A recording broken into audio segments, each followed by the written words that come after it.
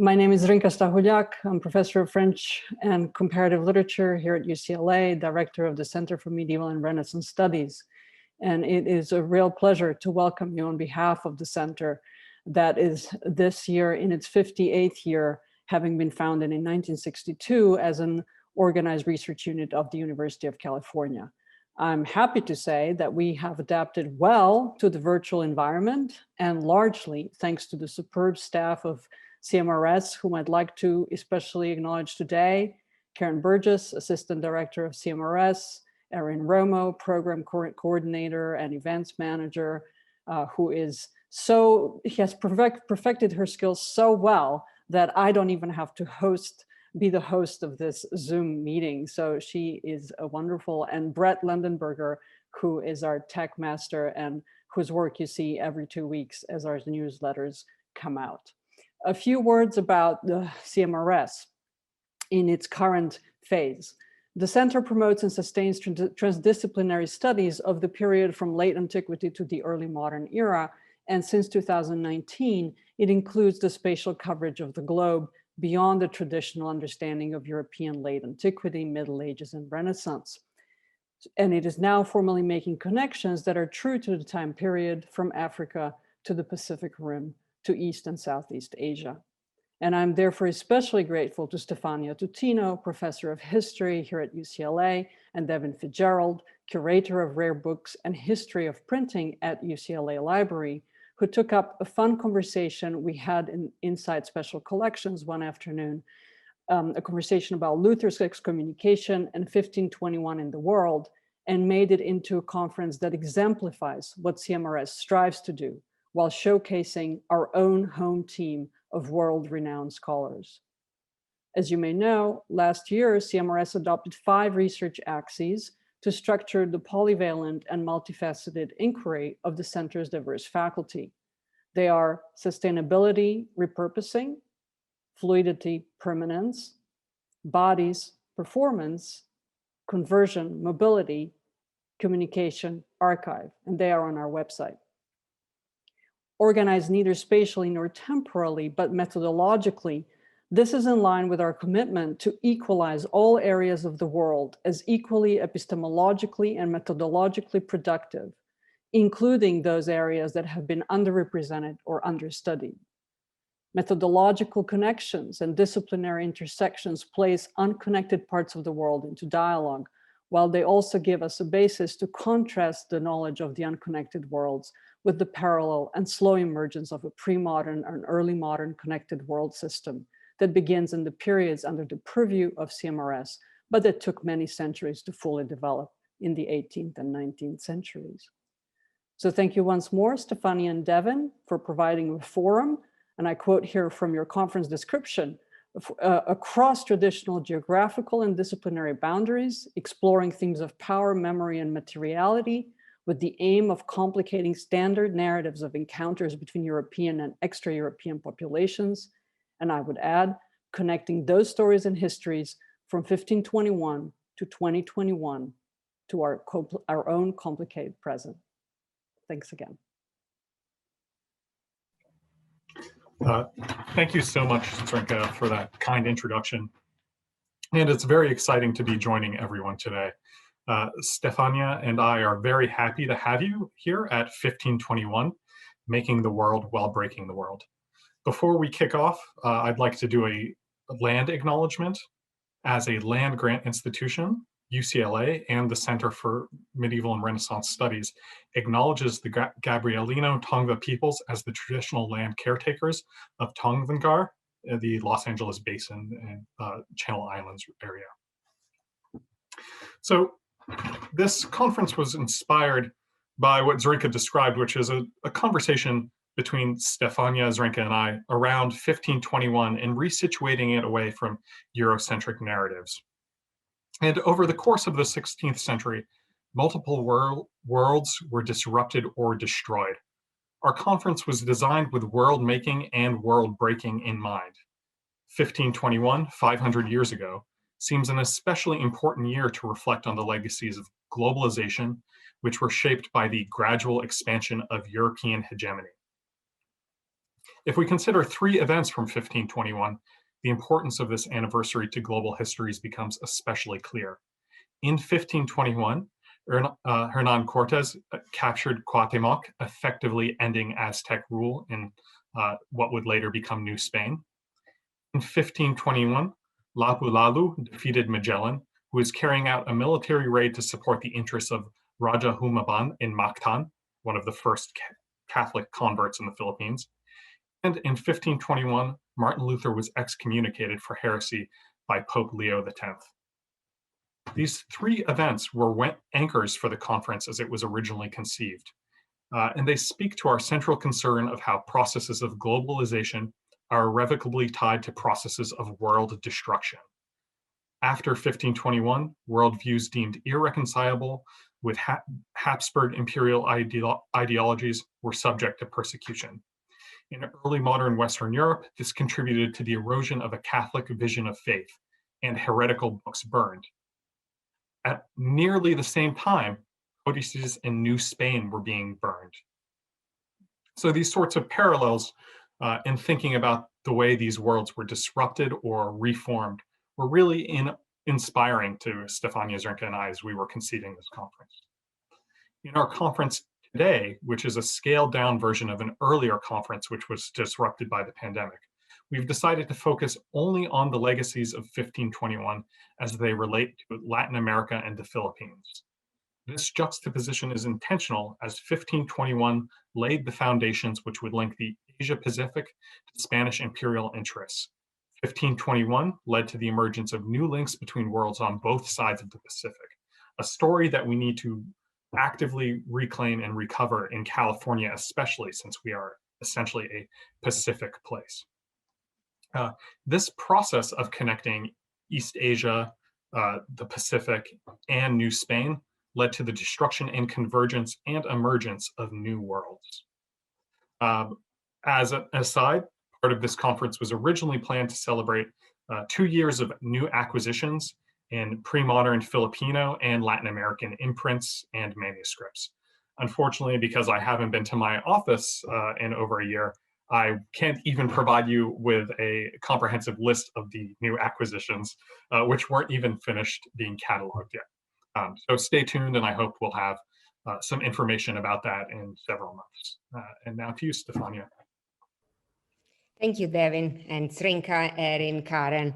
Thanks to the presenter, and thanks to you all for coming. We're very grateful and very excited. As Devin and Zrinka said, this started as a conversation and sort of, it morphed out of that, and we kept the kind of fun, engaging atmosphere of a conversation, even though now we are sort of enlarging the same conversation.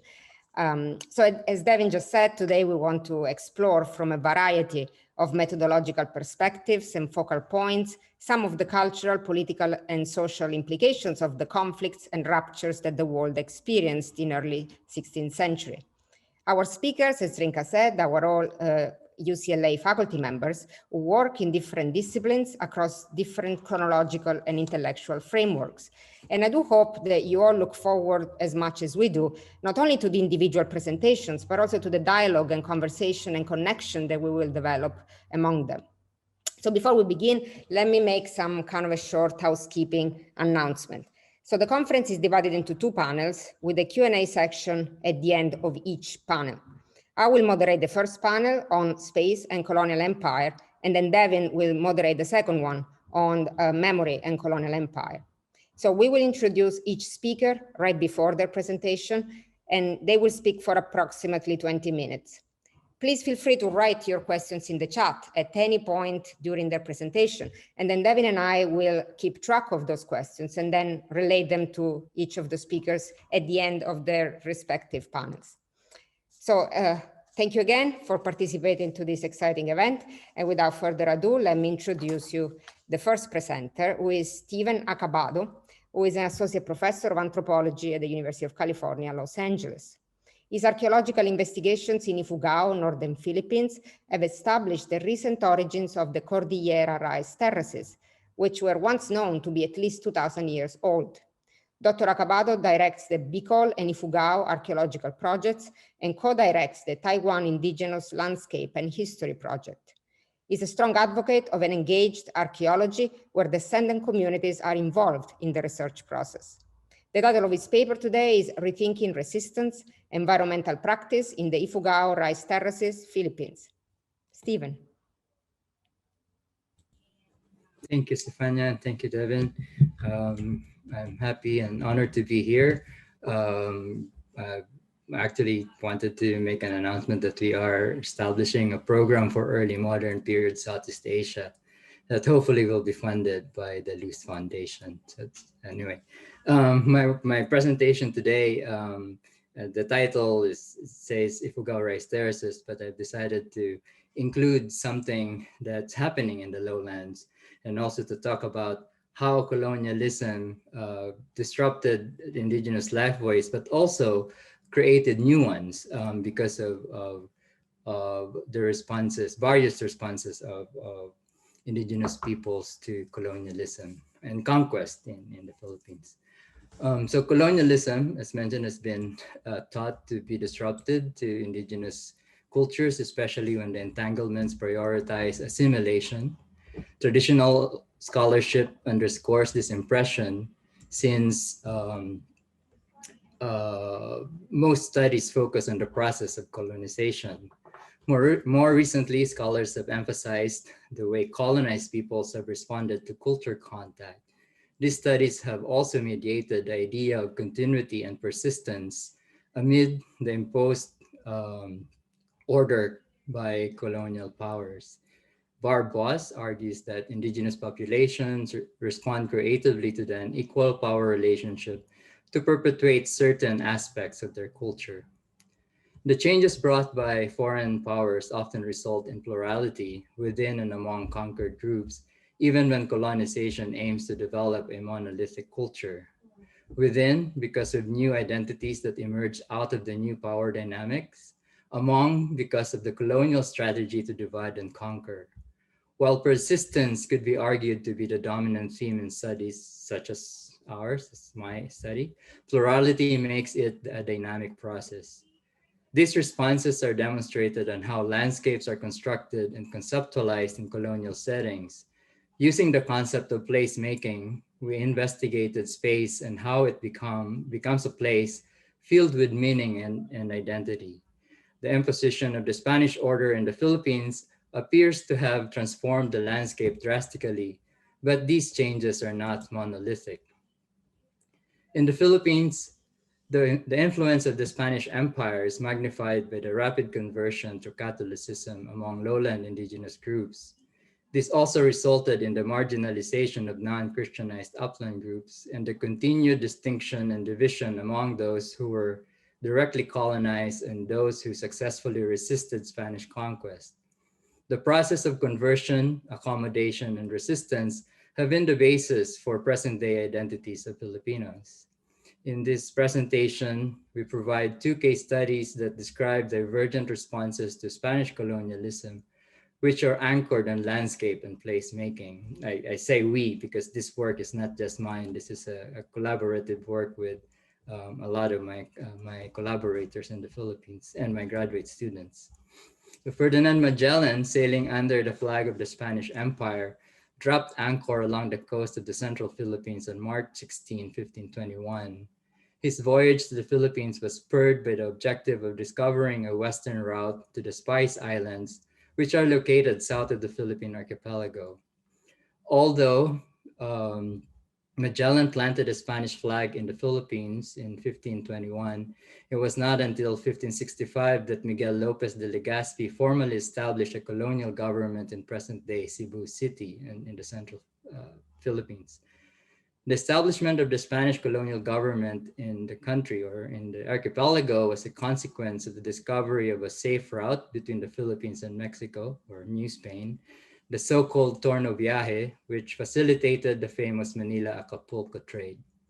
The Philippines was an afterthought in the conquest of the East Indies, as the archipelago was thought to be an expensive possession, but the islands offered a potential springboard to trade with and to colonize China and Cambodia, which they tried.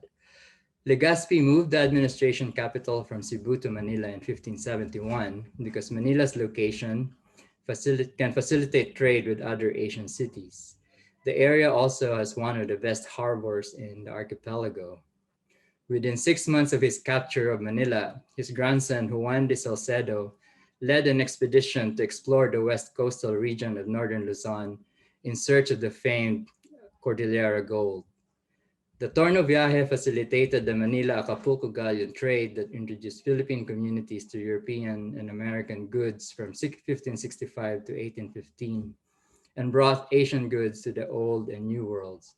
After 1815, foreign trade expanded due to more new ports and shipping subsidies granted by Spain. Profits from international trade created the rise of the middle class, the Ilustrado or the Enlightened, which is a part of this presentation. So our presentation argues that culture contact provided the venue for Philippine groups to craft their identities in relation to the more powerful Spanish Empire. The Ifugao, the people that I work with, and the Tagalog, the more hegemonic or dominant culture in the Philippines, marked space and place to develop their identities centered on the landscape. Among the Tagalogs of Pinagbayanan, that's south of Manila, Pinagbayanan, San Juan, Batangas, classes of material goods were used in ways that were distinctly different from how colonial elites utilized the exotic goods, which became the link of Pinagbayanan to a new form of social hierarchy. Similarly, the Ifugao rice terraces became the impetus for the intensification of social differentiation, which provided organizational prerequisite to fight off conquest, so the Ifugao were never conquered by the Spanish. In essence, they were marking their place within the colonial Philippine society. In the first case study, we highlight the ability of the Ifugao to successfully resist colonization by organizational shifts anchored on landscape management. The Ifugao were able to respond creatively to the pressures of the Spanish push to the northern Philippines. This successful resistance catalyzed the identity of the Ifugao, who are portrayed in dominant historical narratives as uncolonized. As such, Ifugao identity is based on three fundamental aspects of their history: uncolonized, long history of the rice terracing system, and the centrality of rice in their culture. The Ifugao inhabit the interior of the Philippine Cordillera and are known for their rice terraces. The second case study, focusing on the Tagalog from the town of Pinagbayanan, San Juan, Batangas, is a classic example of how the policy of reduction reorganized Philippine communities. Reduction forced and or stimulated the development of towns and urban areas in the Philippines where migrants and local residents' socioeconomic, political, and religious differences were highlighted in the new settlement. This new space provided the emergence of a new social status that is referred to as the Ilustrados. The two case studies emphasize the varied responses of indigenous groups to contact with hegemonic powers. In Ifugao, landscape modification for wet rice cultivation became the fulcrum to which they resisted conquest. Thus, the later emergence of wet rice cultivation is considered as one of the responses of the Ifugao to the arrival of the Spanish in the northern Philippines. Elsewhere, I argued that the highlands became a refuge of sorts for lowland populations who were avoiding the Spanish. I argued later that the highlands are areas that serve as a venue for political and economic consolidation, far from the central administration in Manila. Archaeological, ethnographic, and spatial data sets strongly support rapid subsistence, environmental, and socio-political change in the region soon after the arrival of the Spanish in the northern Luzon at around 1573 CE. In Pinagbayanan, the development of towns was influenced by migrants through the transformation of space into a place that became their home. We argue that although the indigenous population strictly followed the European concept of settlement, the relationship with the physical space followed an emic tradition that operated on a network which revolved around the acquisition and possession of foreign objects. The foreign marker of wealth and status, which are permanent and physical in the landscape, and the indigenous notion of prestige, which is fluid and movable, make a powerful combination that secured the local elite's social position. A space becomes a place when the space becomes a representation of social relations that define and create social and spatial context. In this sense, place is both personal and political, where placemaking is a product of social practices of constructing place and inscribing memories, which do not necessarily require particular skills or special sensibilities. A place then guides us to navigate spaces and helps us define our identity. A place is dynamic and fluid. Multiple identities can inhabit a place, and a place can create multiple identities, including dominant and non-dominant groups who are subjected to an ideology or follow a different one. Three things makes a place: its location, the setting for social relations, and a sense of place. This makes a place a meaningful location. As our case studies illustrate, rice fields and colonial towns became meaningful spaces which provided the venues for new institutions and identities to emerge in the midst of colonial imposition. In Ifugao, rice fields are thought to have anchored successful resistance to conquest. In Pinagbayanan, new identities emerge as responses to the colonial enterprise. Thus, the place referred to in this presentation is not just a geographical and physical location, but includes place or position in the society using the physical dimension of space as the background. In the Spanish Philippines, the place, which is the new town, is class-based and map-based, whereas indigenous settlements were usually linear that follows the contour of the landscape. In Ifugao, where the Spanish were never able to establish permanent presence, villages maintained local settlement patterns.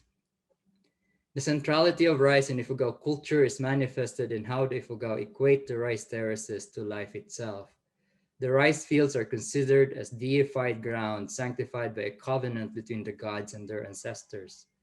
As such, all sacred myths of the Ifugao are set in the terraces. It is fascinating that even though wet rice was only introduced in the Ifugao agricultural suite after 1650 CE, rice symbols have shaped Ifugao cosmology. Furthermore, agricultural rituals anchored on the rice cycle emphasize this aspect of Ifugao culture. Indeed, feasts of merit that elevate individuals in the social hierarchy were preconditioned on existing rice field holdings. An individual's social status was defined by rice through rituals that necessitated the invocation of numerous agricultural gods. Ritual rice fields were consecrated to set the pace of community labor and establish socio-political hierarchy. The shift to wet rice cultivation is argued to have provided the impetus for social differentiation, since intensified agriculture requires a specific form of management.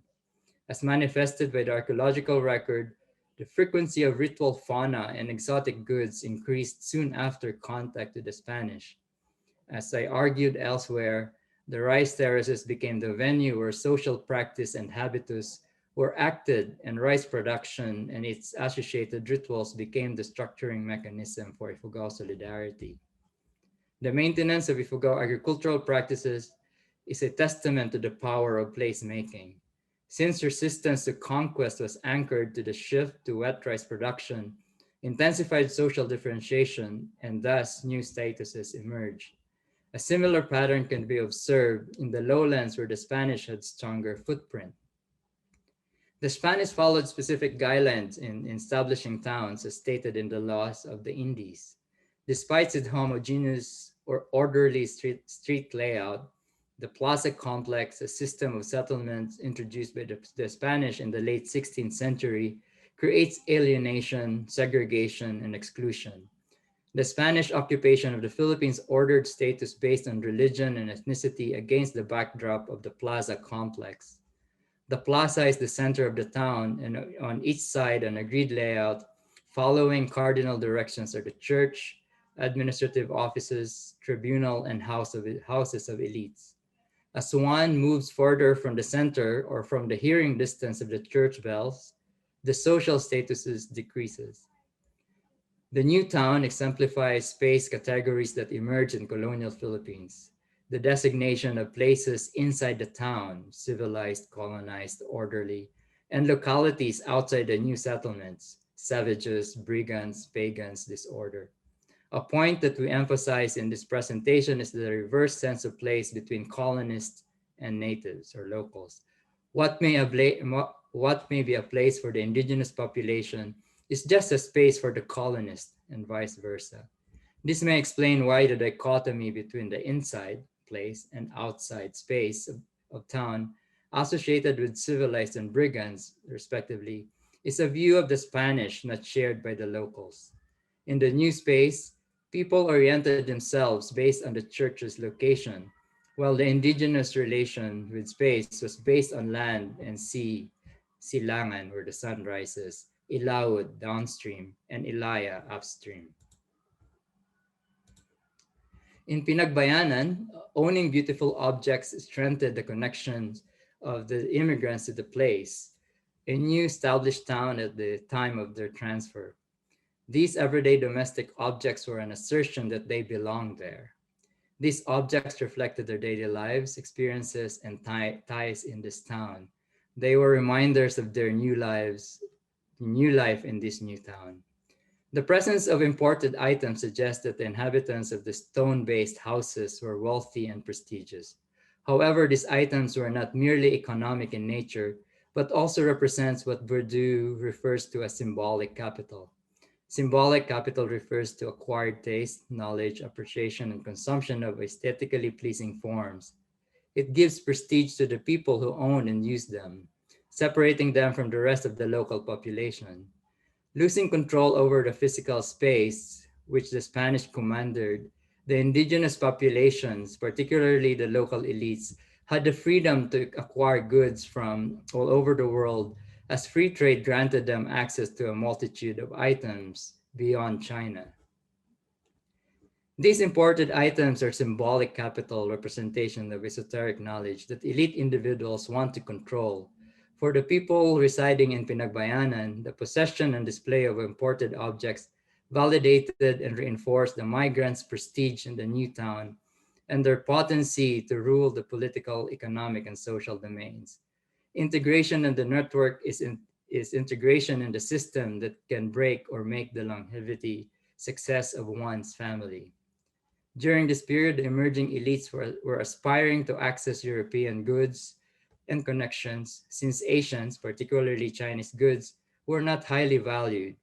Access to such symbolic capital, as well as the colonial economic system that emphasized economic, social, cultural, and religious capital, further widened the gap between social classes, thus enabling the rise of the Ilustrados against the backdrop of free trade after the end of the galleon trade.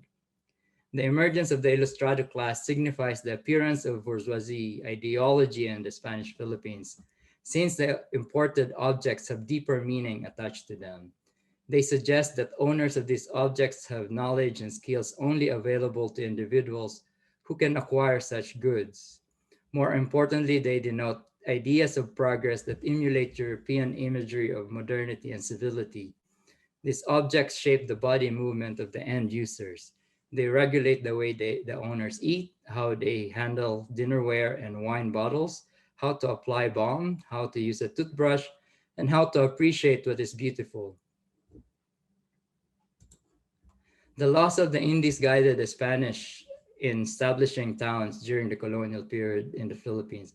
Many of these settlements were reduction or forced settlements, which means that early settlers had no connection with the land. Through ordering and modifying the physical landscape as dictated in the laws of the Indies, the Spanish gained control over the new land for the local migrants. There is perhaps a reverse sense of place that could be considered as part of the aestheticization process. Aestheticization was originally used to refer to the modification of physical surrounding, but in Pinagbayanan, local elites extended the idea to the acquisition of goods, which can be argued as persistence of indigenous traditions of prestige economics. This would have facilitated the transformation of space as meaningful place for both locals and new migrants. As opportunities to obtain these goods increased due to free trade, These items eventually became symbols of wealth and status. The new middle class, the ilustrado, emerged, securing their position in the social hierarchy by residing in sturdy stone-based houses located near the church and fortifying their position in the social network that governed their connectivity to the global world. The ilustrado became the powerful force in Philippine society. The ilustrado class differs in the source of their identity. It is neither based on ethnicity nor religion, which was prevalent during the Spanish period. Apart from the historical documents that identified the occupants from the two stone-based houses as Batangueños, where the data came from, who are members of the ethno-linguistic Tagalog group, no archaeological materials support their ethnicity. What is visible is the ilustrado identity represented by foreign items shared in many historical sites, such as those found in Manila. Being an ilustrado crosses ethno-linguistic boundaries. Even in historical documents, the term referred to the middle class regardless of cultural affinity. Being an ilustrado was one trajectory an Indio or a native or mestizo can take during the late Spanish occupation of the Philippines in the late 19th century. The creation of the ilustrado identity was socioeconomic driven, which later became a source of national political movements. Similarly, prestige economics appear to have been intensified in Ifugao and catalyzed social statuses, which were based on the amount of rice land holdings an individual is able to maintain. As detailed by our studies, the shift to wet rice cultivation and massive landscape transformations would have provided the needed socio-political organization required in fighting a more powerful entity.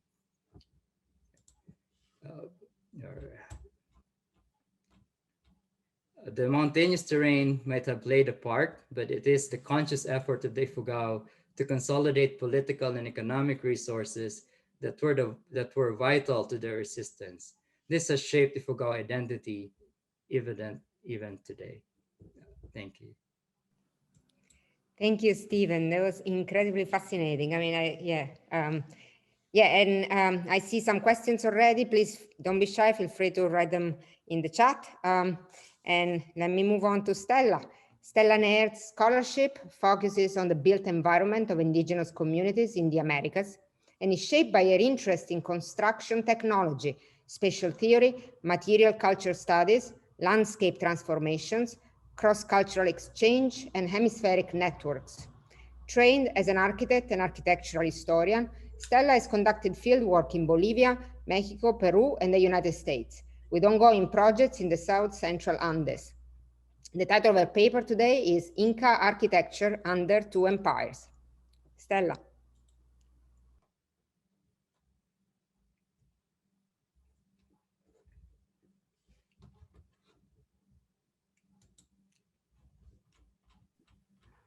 Well, thank you very much for inviting me to participate in this wonderful conference. And I'm honored to follow Stephen ACABADO's wonderful talk. As we know, the theme of the conference is 1521, making the world while breaking the world. And particularly around this issue of 1521. Now, my point in this discussion is to focusing on the Andes. And I will be doing that by talking about Inca architecture. I had hoped also to loop in issues of gender, but I'm giving a talk for this very Center of Medieval and Renaissance Studies on Wednesday, just on gender and Inca landscape. So I'll save the gender for Wednesday. If anybody would like to join me then, please do. And this is specifically about architecture. And the title of my talk is Inca Architecture Under Two Empires. Now, so what's going on in the Andes in 1521? There are no Europeans. There's nothing from Europe that's there at the time. Actually, the Inca Empire is thriving. It's currently being, the leader is Huayna Capac, and the Inca Empire at this time covers most of the western rim of South America. And he in particular is expanding architecture and land in the northern part of the empire, which is now Ecuador and Colombia.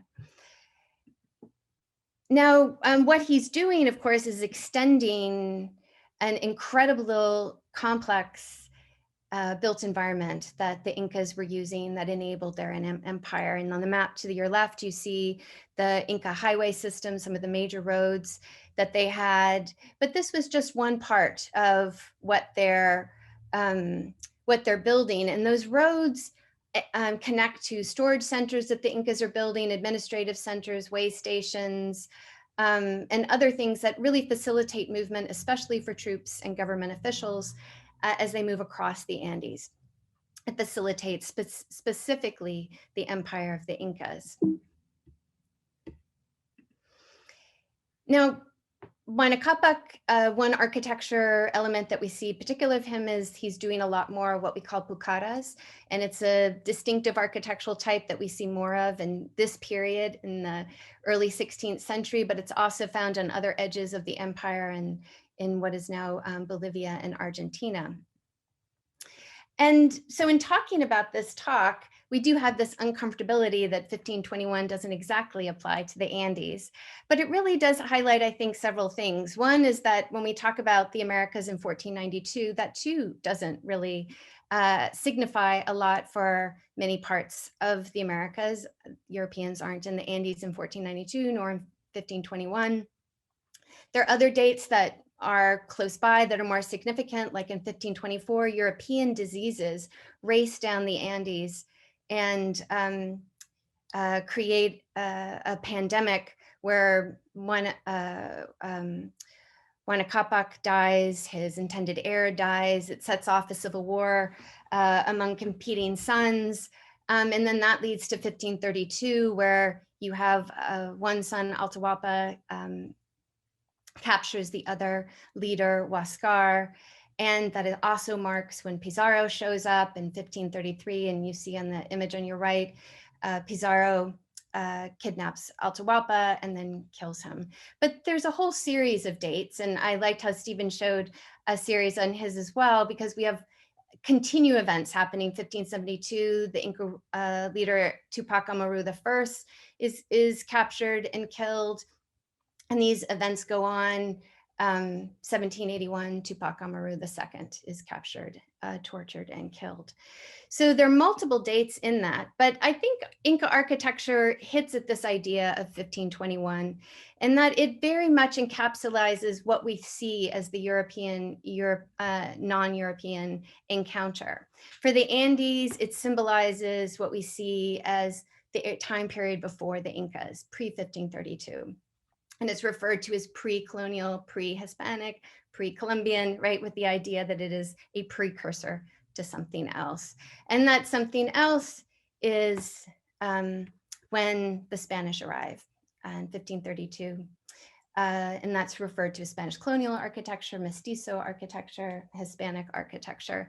And these two architectures come to visualize the empires that that were associated with them. And they've also come to foster and reiterate this notion that the Spanish chroniclers wrote about, which is that the Inca Empire ends abruptly in 1532 with the arrival of Spanish, and then the Spanish colonial architecture is the beginning of the world that's after it. So we have this notion that the Inca Empire ends abruptly, Inca architecture ends abruptly, and that the surviving architecture that you see is somehow a visualization of this decapitation of the Inca Empire and the Spanish being inserted on top of it, as you see from this 19th century drawing. So what I'd like to talk about is how this is really very much a myth, one born in the colonial period, but has really come to inform how we see not only Inca history, but also as we understand indigenous architecture, as well as indigenous histories in many parts of the Americas. So what is Inca architecture? We really need to understand that before we can understand what we talk about what happens after the arrival of Europeans. And of course, this is Machu Picchu. It's an example of many of the elements that we consider to be classic Inca architecture. Inca architecture was a simple, flexible design and construction system, and it enabled and supported the Incas' rapid colonization and rapidly growing empire that spread across South America, much as which I talked about with Huayna Capac. It was very distinctive, so it symbolized the Inca presence, which is very important because the Incas were a relatively small population, and it can be built very quickly, which is also very important because the Incas built their empire, much of what we see today, in about 100 years. They also developed and used a technique that was very easy to train new people how to build Inca architecture, and it's highly flexible, so it can be built in the high mountains, in the dry desert, in the lush tropics, and it can serve a variety of functions. So it's really an architecture that's designed for an empire and a rapidly growing one. And I just wanted to give a couple of the key elements of Inca architecture. Single room structures, single story, rectangular buildings are the building blocks of Inca architecture. You could use and combine them in a variety of ways. Here we've got a way station up at the top. To the left, we've got an elite compound in a major city. And to the right, we have a religious compound. You can see they're all single room, rectangular structures, though of different proportions. Another big aspect of Inca architecture are roofs, primarily gabled and hipped, but these were incredible structures. They're usually about 4 feet thick. They were beautifully laid and combed, and I've put in an image of the Issei Shrine in Japan, so that's not Inca architecture, but just to give an idea about how beautiful these roofs could be. And the Spanish wrote in awe of the magnificence of Inca roofs. And obviously that's lost to us today, but they were really heavy. They made up 2/3 of the building and therefore put tremendous force onto the supporting walls. And that's one of the reasons we have really thick Inca walls and that they're battered. It really helps to resist the downward thrust, a downward and outward thrust of these gabled and hipped roofs. Now, fourth element, trapezoidal openings. So windows, doors, niches are often, not always, trapezoidal, and you can imagine how that same sloping aspect really reiterates and creates sort of a clear visual language with the battered walls. Now, another really distinctive part of Inca architecture is its bonded masonry. We've got polygonal up top and ashlar on the bottom. Ashlar is actually much more difficult to make than polygonal, even though we get excited about it. And I love construction, so if anybody ever wants to talk construction, to please seek me out. But it's made with stone tools. And again, it's a very forgiving process, particularly the polygonal masonry, and I'm happy to talk about that later. But a key aspect of this is that Inca architecture actually was built by non-Incas. They may have been the patrons of the architects, and maybe some of the architects in charge were Incas, but basically the workforce that did all of this are non-Inca labor, and they're part of the colonized population. And that's really important with the assumptions that we make about architecture and ethnicity. So Imperial Inca architecture was built largely by non-Incas. So what was Inca architecture? It had a very small selection of distinctive elements that could be combined in a variety of ways to make very different types of forms and site types and uses. They did not use all of those features that I said. Usually they use 2 or 3 or sometimes 4, just enough that it creates the image of being distinctly Inca. And I wanted to give some examples. We know Machu Picchu as being very distinctive, but these are Imperial Inca period architecture. This is from the island of the Moon and the Sun in Lake Titicaca, which borders present-day Peru and Bolivia. And it draws from a lot of local architectural influences. You have the step fret on the image on the left. That's the part on the top of the door where the lintel is. And then you see the plan that this is not single rectangular structures, but actually multiple rooms within a single structure. And this borrows from those local architecture practices. Another example is Tumbo, Colorado, down on the coast. This is made of adobe. It has a lot that it borrows from its local context, architectural ornamentation, room arrangements, raised beds, and more. And again, the point is that Inca architecture is highly adaptive. There is always this way in which indigenous architecture change is seen as somehow not happening, and if it is, then it's questionable. In summary, Inca architecture is flexible, it incorporates new influences, it changes across space and time, it expresses local circumstances, it's often built by people who aren't Inca, and it is designed to service a powerful empire. So it should be no surprise to know that when the Spanish do show up, it facilitates the Spanish invasion. There are roads for them to go on, storehouses for them to get food, freshwater systems to drink from, way stations for shelter, and so on. Heidi Scott, the geographer, has written about this, how when the Spanish were coming down the coast of Western South America, that when the environment impedes them, they are eager and quick to blame the environment. But when they hit the Inca Empire and they sail up the Andes Mountains so rapidly, they don't mention that they are staying in all these places and have access to all these things. So what served the imperial Inca Empire came to serve the Spanish invasion of it. And the Spanish quickly moved into Inca buildings and cities. This is a map showing more or less the imperial Inca capital of Cusco. And in between the red lines, you'll see that's where the elite Incas lived. And the people who serviced them in the cities lived in these enclaves outside the city. And when the Spanish moved in, they took over the area around the main plaza, and imperial Inca people lived around it. How, with a caveat there, and that's just a little bit of bringing in gender, is that when we speak about this, we're really speaking about men.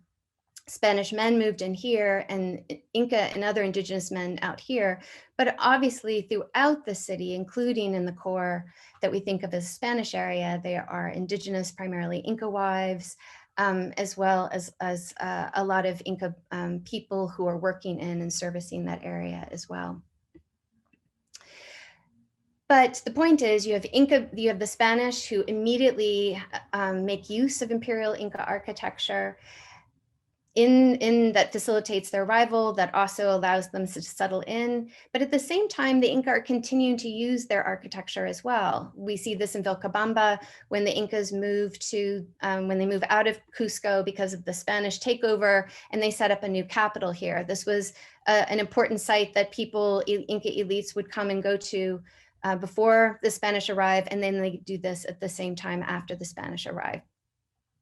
Other sites become spaces for not just Incas, but multiple indigenous groups come here, and that's what happens to Chinchero, an imperial royal estate that becomes a refuge not only for Incas, but also for indigenous people from the surrounding area. And what's interesting is they not only move into Inca structures, but they actually complete buildings that were begun in the imperial Inca period and continued and made sure they were completed in the colonial period. And you see that dividing line here because there's less of an access to fine stone materials when they try to continue it. Now, there's also brand new Inca construction being built. This is for Saritopa, an elite Inca in the colonial period. And he's borrowing from other elements, and interesting is he's borrowing an indigenous design to put on his building. There's a burst of creativity at this period, but in other words, Inca architecture is continuing, but it's changing as much as it did in the imperial Inca period. But the vast majority of these colonial structures stick to very clear Inca influences. Most are single room, most are single story, most are rectangular. Many have niche doorways and windows, often trapezoidal, but they also add other things like these triangular tops. Others have arches in them. So Inca architecture continues for both the Spanish and the Inca. But there's also this image that is very popular, particularly for tourists when they conceive of Cusco and they This reiterates that idea that here we have the imperial Inca architecture underneath and then the Spanish on top, and it's a visualization of one empire being built on literally on the foundations of another. But it's a much more complicated story than that. And to begin with, there's nothing imperial Inca in this structure at all. Everything that you see here was built in the colonial period. And there are many ways that you can tell this. A lot of these structures that look like an imperial Inca, and they're also built at the very same time. They're not necessarily built so that one is two separate construction phases. This is an imperial Inca wall. It has hammerstone tool marks on it. And then here you see the difference with the metal tools. So you have a new technology that's introduced, and you can see the comparison there. Other changes that happen, this is also colonial period Inca wall, the introduction of large doorways so that a horse and rider can enter into the private space of the domestic sphere. We also see walls get thinner. We don't have those really big, thick Inca walls, and walls also get straighter. If you notice, there's no lean, there's no batter to them. Lintels are flipped, and that's the area at the top of the door. Since the Inca walls are no longer so thick, they'll take an imperial Inca lintel and recarve it and flip it on its side. Why are these changes happening? There's new technology, new tools that are coming in, but a lot of it is the need for a second story, and the different structural forces that come down because of it also create a new demands on the architecture. But the issue is people are commissioning Inca style entrances, Inca style facades as part of their colonial structures. So we see this being done throughout the city, particularly in Cusco, but who is doing it? We have Inca elites who are doing it, but we also have Spaniards doing them as well. Spaniards often wrote eloquently about how impressive Inca architecture is. So it's not a surprise that they're commissioning that these elaborate Inca style doorways and entrances be made for them. At the same time, Inca elites are also doing that in the colonial period. Now, just to summarize, what was Inca architecture before and after 1532? It was always flexible and adaptive. Therefore, when we see Inca architecture changing in the colonial period, it is not that it is losing itself, the end of a tradition, it's disappearing, but it's actually doing what it has always done, and that was it's a architectural process that was inherently flexible and adaptive. It is just as it was before as well as after, reflected local circumstances, whether that's the users or the use, the user's need, or the local environment, cultural, climactic, or otherwise. And that often it's built by non-Incas, whether before or after, and it was designed to facilitate imperial rule or rulers. It's just that who is doing the behind the empire that changes. Inca architecture did not stop abruptly at 1532, but continued well after the European arrival. And that change in Inca architecture over time is common throughout history. It is something that is rarely acknowledged when non-Indigenous people look at Indigenous architecture, but it is an inherent part of architecture, no matter who is producing it. The lessons that I think we can get from looking at Inca architecture in the early 16th century is that it reminds us that we can't use architecture to fit into preconceived notions of history. And that's how this vision of architecture was created, was the idea that, well, the Incas ended, the empire ended, and therefore Inca architecture had to end. We should also not center European arrival to define Indigenous history. We have to get rid of pre and post markers and instead look at Inca architecture as it changes across time and according to many factors, of which the arrival of Europeans is just one of many. We need to look at all elements of architecture, whether that's in its design or its construction or its materials, in order to understand meaning in architecture. Imperial Inca and Spanish success depended upon the Inca-built environment. We acknowledge it for the Inca, but we rarely acknowledge the Spanish dependence upon it. Europeans not only used, but they also commissioned new Inca architecture, and therefore we can't make assumptions about who were the patrons.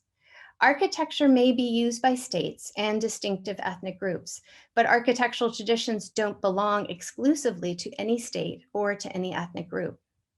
Architectural traditions can be continued, used, adapted, and changed by a variety of players, groups, and institutions. Thank you. Oh, thank you, Stella. Yeah, so I'm seeing a lively discussion in the chat with Stephen. Thank you. One of the benefits of Zoom, I guess, is that we can have this kind of multiple conversation going. So I think I would like to pull some of the, I know Stephen has responded directly to many of these questions, but I would like to pull some threads so that maybe both Stella and Stephen can kind of answer and have a conversation. And one big theme. So there are two questions that kind of steered this thought in me. One from Jimena Rodriguez, who asks to Stella whether there are any study about Inca architecture in ports. And of course, Stephen in his presentation talked about Manila and the port as, you know, being the reason why Manila, modern day Manila became the capital. Then there is another question by Chase talking about seismic activities and to what extent those influenced the architecture. And the bigger point I think that I would like to make, you know, as Trinka reminded us, one of the axes of the Center for Medieval and Renaissance is the tension, if you like, between permanence and fluidity. And I think both of your talks address that, right? And there are things that are supposed to stay the same, but there are things that are supposed to not stay the same. In fact, they don't stay the same, they keep on changing. And so I think it seems to me both of you draw the map on what traditionally we think about fixed as opposed to fluid, permanent as opposed to changeable.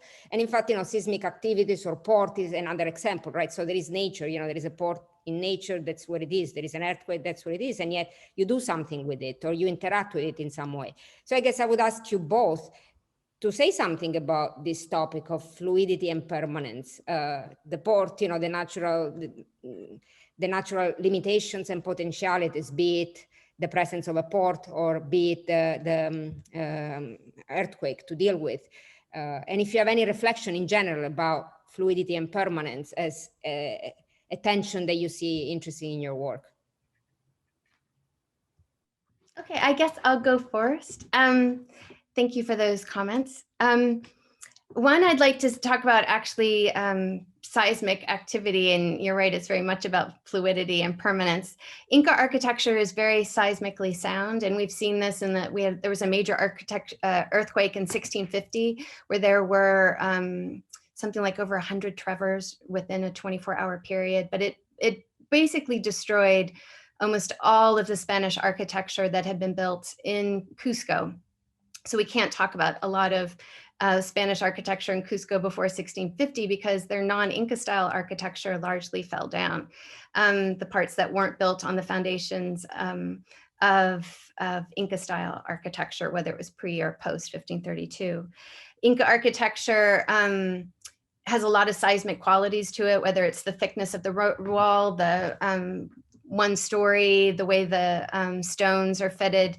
But I will say one thing is there are steady in contrast. The Spanish architecture which comes in clearly wasn't developed for a seismic landscape. It falls down again and again. We have Chuck Walker has talked about this in Lima, where it creates a huge problem for Spanish government because so many Spanish citizens are dying because they're building two-story structures, three-story structures in very seismically unsound adobe buildings in Lima, and there's massive death when there's an earthquake. And they try and outlaw it, and the citizens rise up and say it's our right to have second or third stories because they symbolize a Europeanness in contrast to the one-story Inca buildings. So there's a lot of change, and it's not necessarily people advocating on their own benefit about the architecture that would create permanence. In terms of ports, the problem that we have with studying Inca architecture, and the reason why we focus on stone is not only is it really impressive, but it's also the most durable. The Incas, probably 80% of their architecture was not out of stone. They did a lot of adobe. They adapted sometimes to rammed earth. They did wattle and daub. They did a lot of different types. And you find that more on the coast, particularly adobe. And that's also where we have less remains being found. But for the Incas, a lot of movement is, they are a highland people. And so you see a lot of emphasis on the elite architecture up in the highlands, but they do build along the coast, and they do have some coastal architecture, mainly because fishing is very, very important in Andean history.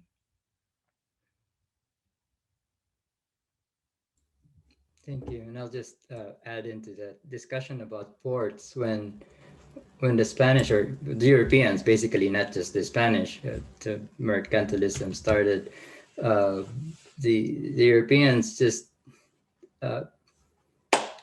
used the indigenous networks as part of their networks to intensify the resource extraction. So they know that the Philippines, or Manila, was there as a port where the Chinese would come in to trade with local peoples. They also went to Mindoro, where the Chinese were there actually when at the same time, and they had a skirmish and the initial Legazpi expedition in 1565. So there was already this driving network that's part of the Southeast Asian network, trade networks that the Spanish used and the Dutch used also in Indonesia for their own ends. But what's important, I think, here is for historians, archaeologists, and environmental historians to talk to each other. Because at least in Southeast Asia, the Little Ice Age and urbanization and resource extraction contributed to the development of urban areas in the region. That still, the effects are still being felt today with flooding in coastal cities. Again, going back to the ports with the Manila galleon trade, there was several astilleros, shipbuilding sites all over Luzon that decimated the tree cover. And so all of these activities, commercial activities in the 16th to the mid-19th century contributed to environmental degradation that's still being experienced today.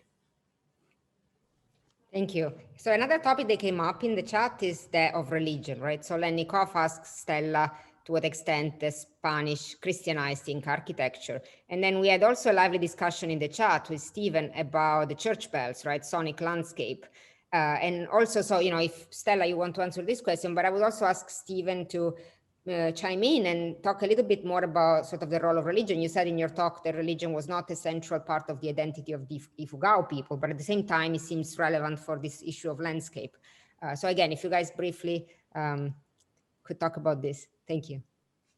Great. Well, thank you for those questions. Yes, the Spanish were very deeply, deeply concerned that reusing Inca architecture or using any sort of new Inca style buildings would bring in non-Christian elements that would be deeply troubling. And there's a lot of different attempts, whether it's what the orientation of the structure. There was a lot of suspicion. I mean, for a lot of Indigenous Highlanders, that there was an easy embracing of Christianity because there was a very diverse way of understanding sacredness. It wasn't monotheistic. And so at first, the Christianization efforts were very successful and the Europeans were very thrilled. And then they became absolutely horrified when they realized that Indigenous people weren't giving up their other ideas of sacredness when they became Christian. But you see this with also complicating how the Spanish residents in Cusco were, and that it's not really monolithic. And I give the example of the Cusco Cathedral. It was actually originally held within an imperial Inca building. And it remained that way for a very long time. And it remained that way despite the fact that the Catholic Church and the viceroyalty were threatening to impose terrible sanctions and higher taxes on the Iberian residents for not giving up that Inca space for their church. And they saw it as absolutely sacrilegious. And the local residents, Spanish and Inca, thought it was a perfectly appropriate and wonderfully powerful place to have their church services. So there's a lot, I'd say, to answer that, try and be quick, there's a lot of different approaches, and that depended on which Christian group, whether it's Dominican or Franciscan, and they had very different ideas about how to use Inca spaces and places and buildings. But you also had diversity within non-religious organizations and people about how they viewed those Inca buildings, but it was an issue that was heavily contested. Thank you, Stella. That's very interesting. And one of the archaeological sites that a colleague of mine excavated for his dissertation in Mindoro, his finding is that the Spanish followed the indigenous design of forts. It's probably because they didn't have enough human labor to help with the construction of the fort, and so they used local labor, and the design became local. And also we see that in Intramuros, in the walled city, where the initial foundations are using local materials. But the question about church bells, I grew up with this idea. I actually thought that Bajo de Campana is a Filipino term, but I keep on hearing that from my grandmother, that to describe peoples who are living in the mountains outside of the church bell sound are pagans, are cimarrones. That's what my grandmother would call them. And so they were, there is a continuation of these differences among Christianized Filipinos and non-Christianized Filipinos. And in some sense, this was used by the Americans when they took over to justify colonization. That there are still non-Christianized groups, savages, that needed the help to reach civilization. So the Ifugao, almost all of them are Christians now. What's interesting is that those who are closer to the lowlands are Catholic, and those in the interior are evangelical Christians. That's fascinating. Shout out to the grandmother's wisdom. So the questions keep coming, but we are out of time and I don't want to abuse of your generosity. And so the speakers, I'm sure, will be happy to answer in the chat, and so we can keep this lively conversation going. And I will turn it over to Devin for panel number 2.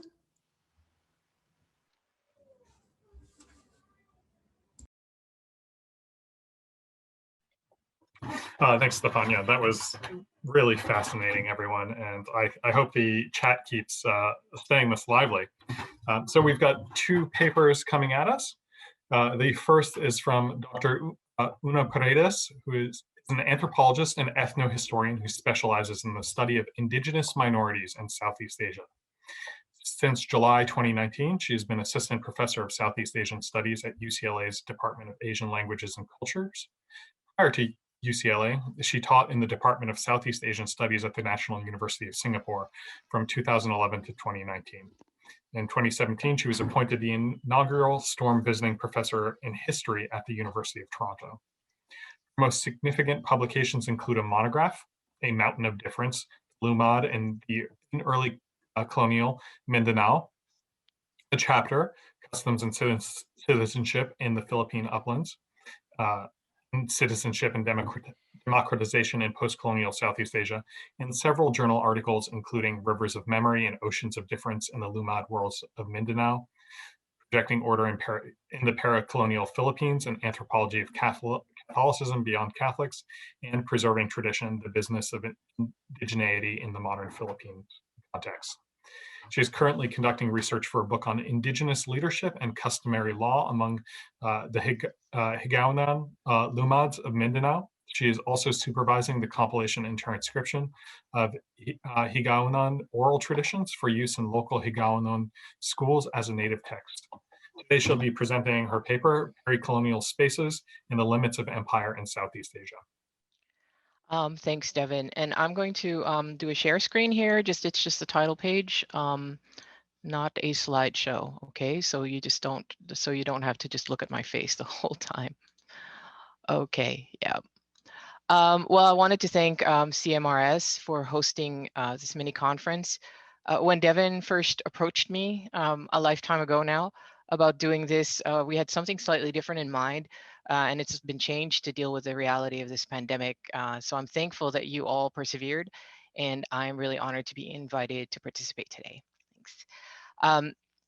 The blurb for this mini conference begins with the statement, although Columbus discovered the Americas at the end of the 15th century, the world only became global in the 16th century when the remnants of Magellan's bedraggled crew straggled back to Spain.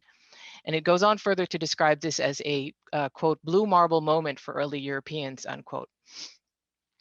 Now, there are many ways to problematize this statement, but no more critically than to point out that this particular description of what constitutes a global world is definitely European in perspective. As with the idea of being modern, this sense of being global is something that ultimately requires circling back to Europe. But if we are to, quote, explore histories of coming together, unquote, as described in the blurb, it requires a very different perspective. And for this, I offer a pericolonial one from Southeast Asia. By pericolonial here, I want to be clear that I don't mean the colonial peripheries, but places that are colony or empire adjacent, both in terms of space and, just as importantly, time. Southeast Asia as a culture area, as a political region, has in its own way always been global, or at least as global as was possible at the time of Magellan's arrival. And I'm not talking about his 1521 arrival in what is now the Philippines, but a decade earlier when he first arrived in Malacca as a member of the crew with the expedition of Alfonso de Albuquerque, who would soon lay siege to Malacca. At the time, all trade between India and China had been passing through the Strait of Malacca for centuries. And you can see that in this map, if you can follow my cursor, these two islands in the bottom here, this is the Strait of Malacca in between them. And the Philippines is this mass of islands in the center. So the map is orientated this way, horizontally. During that period, Malacca itself was an already thriving multicultural merchant community of around 40,000, containing in its multitudes as many as 80 plus language groups, including Chinese, Gujaratis, Javanese, Hindus from the Coromandel Coast, Arabians, Persians, Turks, Armenians, Bengalis, Siamese, Peguans, and people from Luzon in what's now the Philippines, among many others. It was a global village by any reckoning. There were quite a few communities like this, though perhaps of smaller scale, all over the region, because the globalization of Southeast Asia had already begun centuries before, driven primarily by trade and other forms of exchange, rather than conquest and colonization. This includes the processes we refer to broadly as Sinicization and Indianization, as well as the later Indian Ocean trade and Nanyang trade, making the whole of island Southeast Asia pericolonial to both Indian and Chinese imperial aspirations, but incorporated by neither. For mainland Southeast Asia, the very obvious exception to all this would be Vietnam under centuries of Chinese imperial rule, of course. Within this wider context, the sacking of Malacca by the Portuguese in 1511 is often used to mark a turning point in the telling of the history of Southeast Asia, as the opening salvo in what within a century would be the active colonization of the region by the various European imperial powers. A decade after Malacca, Magellan would return to the region with a crew that, in the Eurocentric narrative, would complete the first circumnavigation of the globe. Incidentally, while Magellan was in Malacca in 1511, he acquired as his slave a 14-year-old boy named Enrique, who, according to Antonio Pigafetta, his chronicler, was a native of Sumatra, which is just across the strait from Malacca. Enrique traveled with Magellan and his crew back to Europe and would later accompany Magellan and Sebastián Elcano on their journey to the Americas and then across the Pacific to what is now the Philippines. Before completing the journey, however, Magellan was killed in Mactan by my people, the Visayans, for inserting himself into a local political rivalry as an ally to one side. The Western imperialist in him could not resist trying to establish dominion in a place over which Spain had no actual power. Enrique was then freed and left to return to Sumatra or perhaps Malacca. Assuming that he made it back home, our Southeast Asian Enrique, rather than Magellan, would have been the one to actually make the world truly global, for the midpoint of Magellan's voyage was already his ride back home. I mention Malacca here because it exemplifies a common type of contact zone in Southeast Asia, a place of active exchange, whether economic, cultural, or other forms of meaningful interaction that operates autonomous of an overarching state or state-like power. This is the type of space that comes close to my conception of peri-colonial space, which I used in my book, A Mountain of Difference, which is about the indigenous or Lumad peoples of Mindanao Island in the early Spanish colonial period. Mindanao is what now constitutes the southern Philippines. I was looking for a way to talk about what I was seeing in the archival record about places like Mindanao, which had been claimed early on by the Spanish Empire as part of their colony. The record shows that multiple communities of Lumads were indeed interacting with colonial elements, but were clearly not under colonial pressure.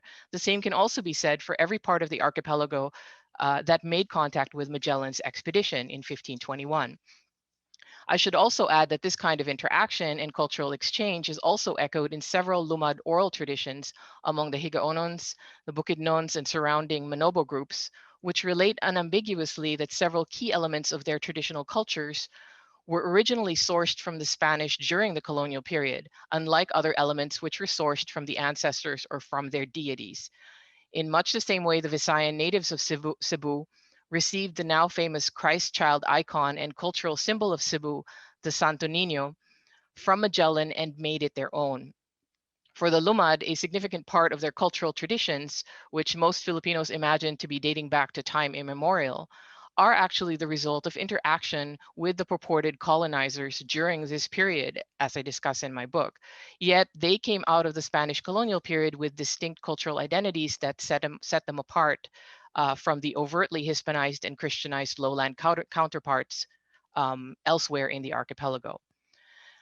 In fact, despite being awash in the colonial elements, including the presence of Iberian missionaries and in some cases Spanish troops in a fort in Tandag in southeast Mindanao, the Lumads in northern and eastern Mindanao did not hesitate to renegotiate the material and other conditions of their, quote, loyalty, unquote, to Spain well into the 18th century, including exemptions from tribute and polos y servicios, down to selecting their own resident missionary and the firearms and quantities of gunpowder that they expected the King of Spain to give to them. This is not the kind of behavior that usually comes to mind when we think of places falling under imperial control or colonial domination. Pratt's concept of the contact zone describes an area in which two or more cultures communicate and negotiate shared histories and power relations, making it, quote, a site for linguistic and cultural encounters, unquote, though specifically one wherein power is negotiated and struggle occurs in various ways, often in the context of, quote, asymmetrical relations of power, such as colonialism, slavery, or their aftermaths, unquote. Perhaps this would apply to a place like Malacca in the 16th century if we were discussing its internal social and political relations. Maybe that's more where the label contact zone is meant to be applied, but it definitely does not apply to Malacca's relations externally vis-a-vis a greater power such as an imperial one like Portugal, not even after they took it over. Instead, Malacca mostly continued to be Malacca itself, albeit under a parasitical form of colonialism. And I'm using parasitical colonialism with loose reference to the work of Hockey, in which the Portuguese slotted themselves into a pre-existing hub of commerce and cultural exchange in order to profit from it, both economically and in terms of its imperial self-image. Same with the Dutch, who soon followed the Portuguese. And remarkably, Malacca retains its own distinct character to this day, despite centuries of foreign domination. In fact, we tend to have this image of colonialism, that it somehow totally destroys and remakes indigenous worlds. But as we can see, just even from the two previous papers, colonizers will actually conform in many cases to indigenous patterns, indigenous forms, in indigenous architectures. Then again, what constitutes empire? In asking this question, we must ask not only where, but also when. When can a place be called a proper colony? Whenever the colonizer declares it so? When is an empire? When it's drawn out on a map, or is it, as Eddie Izzard argues, when they have a flag to plant? The historian of colonial India, Kim Wagner, remarked in a recent conversation with me that an empire is something that lives on a map, that does not necessarily correspond to reality. Ricardo Padron and Miguel Lorenzo show us through cartographic history that empire, as imagined by the imperial powers themselves, is highly fluid both geographically and politically. Conversely, how it manifests on the ground, whether it manifests at all, is likewise highly fluid. That is to say, empire expands and contracts, or otherwise shifts, both across space and across time. And I'd like to thank Christy Flannery here for these insights about the fluidity of empire. Speaking of imperial shifts across time, much later in the Spanish colonial period, the Lumad areas of Mindanao and other places like it that we still think of as peripheral, at least from the perspective of the colonial metropole in Manila and other local colonial centers like Cebu, would definitely count as spaces in which cultures met and grappled with each other under conditions of highly asymmetrical relations of power. The dynamic through which colonial frontiers are typically constituted as a new kind of space. Of course, frontiers are not a frontier to people who are already in that space originally.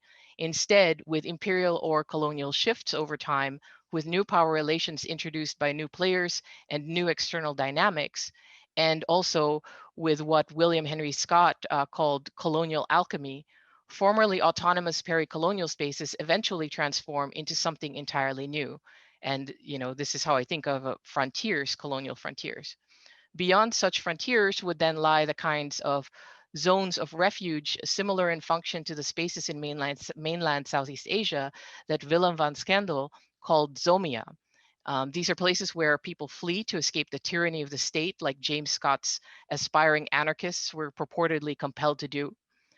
Indeed, there are many examples from throughout Spain, throughout the Spanish period, of people in the Philippines, in the Philippine archipelago, fleeing to the uplands to escape taxation, to escape the long arm of the law, to escape pirates, to escape Western civilization, and to escape other serious threats to personal freedom.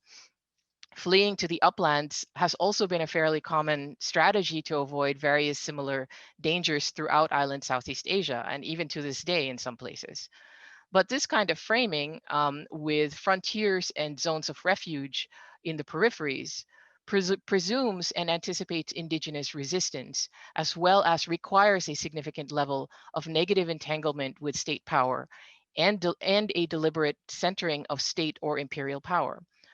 The problem with an idea like zomia, as the slow anthropologist Hjörleifur Jonsson argues, is the presumption that, quote, there cannot be any beneficial political negotiation, unquote, between peoples and states, because it interprets indigenous agency as resistance by default. And this is not a condition that reflects the historical reality of many places in Southeast Asia in the early 16th century, nor does it reflect the historical reality of spaces like Mindanao that were occupied by the Lumad at the time. In fact, part of the reason why I conceptualized Lumad spaces as peri-colonial in the first place was to get away from the resistance model, which to me has proven inadequate to describe the kind of social, political, and cultural dynamic I was seeing in both the archival and ethnographic records. As such, in my original formulation, peri-colonial spaces constitute a type of contact zone, but specifically one that exists too far outside the gravitational pull of colonial power to be characterized by asymmetrical relations of power. In this formulation, such places are not peripheries or frontiers, which by definition decenters them and by default privileges the colonial or imperial perspective. In referring to pericolonial spaces, I'm not talking about provincializing the metropole here, but more like decoupling from it entirely. In a 1997 article called Historicizing Modernity in Southeast Asia, the historian Barbara Watson-Andaya revisits the idea of modernity as a recent condition tied almost exclusively to Western influence, broadly construed, and characterized by the concomitant weakening of traditional culture in its wake. She argues that Southeast Asia has long embodied the spirit of modernity, exemplified by, quote, the eagerness of Southeast Asian societies to link themselves with the outside, unquote, whether through travel and exploration, through the selective adoption and localization of imported elements into indigenous cultures, or by the deliberate cultivation of durable cross-societal bonds, and or maybe what can be characterized as a generally open and very global outlook. The historical record describes of Southeast Asia describes people who, quote, moved from one culture to another and acted as conduits for the passage of ideas and influences, unquote. And this is not surprising for a region that had long placed a high value on being up to date. As Andaya explains in the article, quote, the selective acquisition from the outside, which was a feature of Southeast Asian societies, was accompanied by an interest in learning about other societies and in comparing these with their own, unquote. As such, Europe was, quote, simply one of a number of potential sources of Southeast Asia's local modernizers, unquote. And that the only thing that set Europeans apart in this context was the new technological knowledge that they brought with them. To be sure, the regional propensity for the new and the now has long been recognized within Southeast Asian studies as culturally and historically characteristic of the region, long before 1521. This was the kind of glocal dynamic possible in the pericolonial spaces of island Southeast Asia that not only survived, but even thrived despite the seemingly hegemonic coloniality of the post-Magellan world. As such, I think it would be productive to similarly open up the idea of global becoming that frames this mini conference and put it in perspective the moment that 1521 still represents for Europe, because Southeast Asia has always been in because Southeast Asia has been in this global coming together moment, really, for a very, very long time, perhaps even for thousands of years, before Europe would begin to look outward with intention. Anyway, thanks. That's the end of my talk, for what it's worth.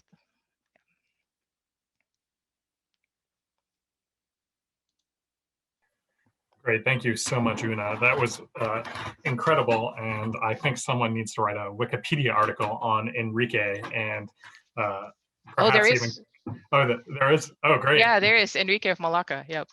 Oh man, Yep. that really blew my mind. So, to our next speaker, Dr. Kevin TERRACIANO is professor of history and Dr. E. Bradford Burns Chair in Latin American Studies at the University of California, Los Angeles. He is currently director of the UCLA Latin American Institute and co-chair of the Latin American Studies graduate program. TERRACIANO specializes in colonial Latin American history, focusing on Mexico and the indigenous cultures and languages of Mesoamerica. He is the author of the Mixtecs of Colonial Oaxaca, and most recently, he co-edited two books published in 2019. Florentine Codex, an encyclopedia of the Nahua world in 16th century Mexico, with Jeanette Peterson, and Canons and Values, Ancient to Modern Accounts, Ancient to Modern with Larry Silver.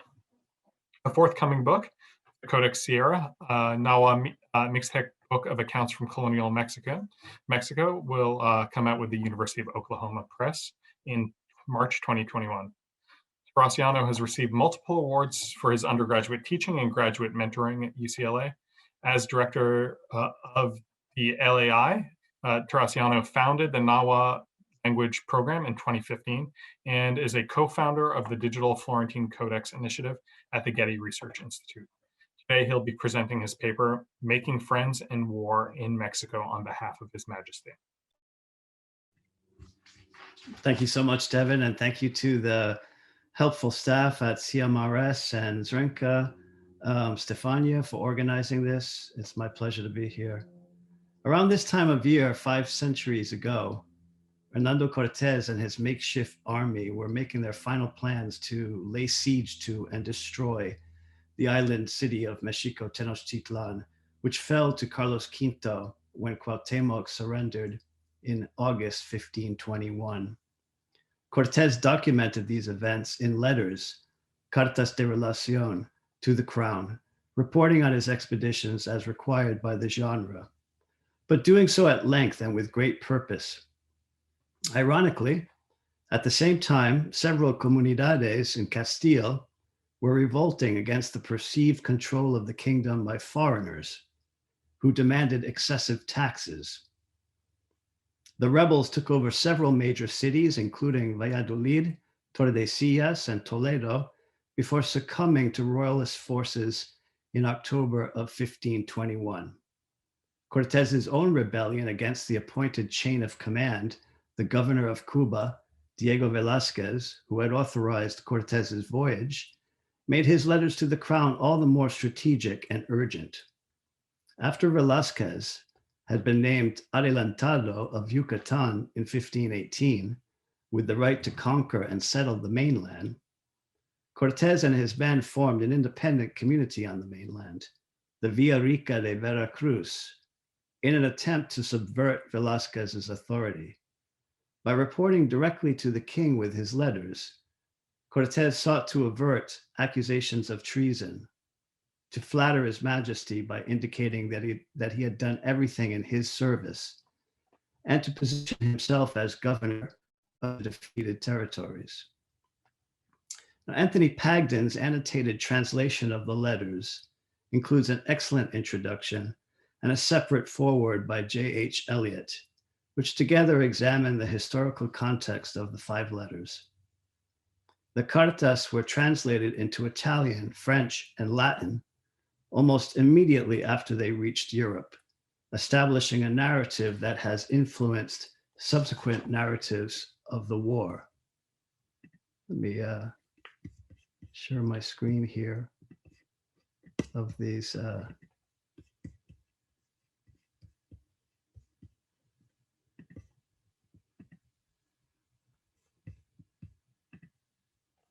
Here is one of the translations into Latin, in Nuremberg, 1524, the Preclara Ferdinandi, which is held at the Getty Research Institute Library. This is the title page of that work, and a frontispiece of the Preclara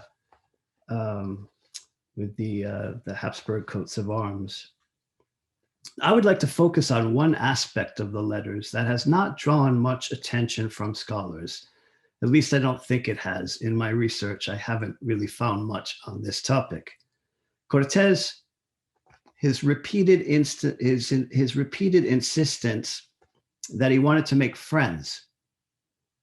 For example, the first letter reports how the Spaniards came across a town along the coast of Yucatan that would not permit them to land.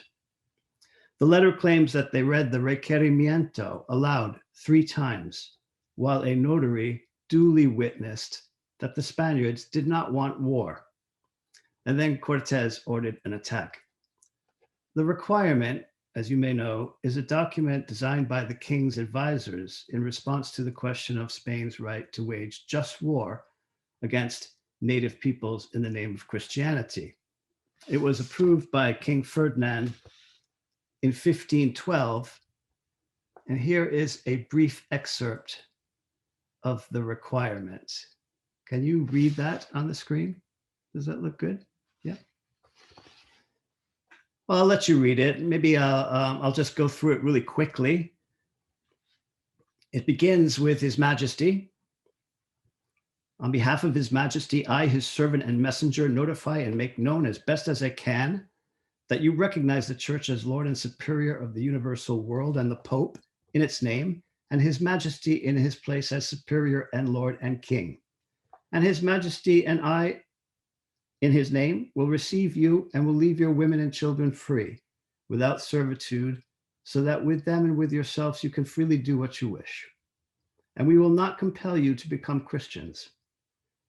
But if you do not do it, with the help of God, I will enter forcefully against you, and I will make war everywhere and however I can, and I will subject you to the yoke and obedience of the Church and His Majesty.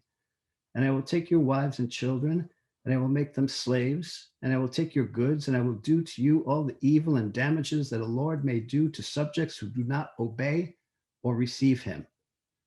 And I solemnly declare that the death and damages received from such will be your fault, and not that of His Majesty, nor mine, nor of the gentlemen who have come with me.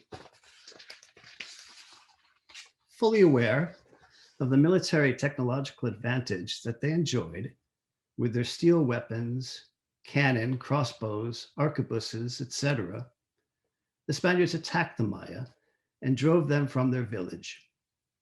The next day, 2 men came on behalf of the town's cacique, indigenous leader, bringing small gifts of gold, and asked the Spaniards to depart without doing them further harm.